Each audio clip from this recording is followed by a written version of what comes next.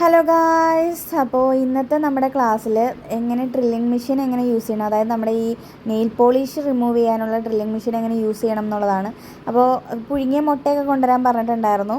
ഞാൻ 2 മുട്ട കൊണ്ടുവന്നിട്ടുണ്ടായിരുന്നു. ഒരെണ്ണം എനിക്ക് വിശന്നപ്പോൾ ഞാൻ അങ്ങെടുത്ത് കഴിച്ചു. പിന്നെ അതെങ്ങനെ യൂസ് ചെയ്യണം എന്നാണ് മിസ്സ് പറഞ്ഞു തരണത്. എങ്ങനെ പിടിക്കണം, എങ്ങനെ യൂസ് ചെയ്യണം എന്നുള്ളതൊക്കെ ഇങ്ങനെ പറഞ്ഞു തരുന്നുണ്ട്. ഇതാണ് സംഭവം നമ്മൾ യൂസ് ചെയ്യണ മെഷീൻ. അപ്പോൾ കുറച്ചെങ്ങാനും അടിച്ചാൽ മതിയായിരുന്നു. ഞാനൊരു ഭംഗിക്ക് വേണ്ടി തോനെ അങ്ങ് അടിച്ചു. ഞാനത് കളയാനായിട്ട് കുറച്ച് കഷ്ടപ്പെട്ടു ഗൈസ്. കാരണം തോനെ അത് ഫുള്ള് കളയണം എന്നുള്ളത് കൊണ്ട് തന്നെ അത്യാവശ്യം നല്ലൊരു ബുദ്ധിമുട്ടുണ്ടായിരുന്നു. അപ്പോൾ നമ്മളതൊക്കെ കളഞ്ഞ് മുട്ടേനെ നമ്മൾ സുന്ദരിമണി ആക്കിയിട്ടുണ്ട്. പിന്നെ നമ്മൾ റെസ്റ്റിംഗ് ടൈം ആയിരുന്നു.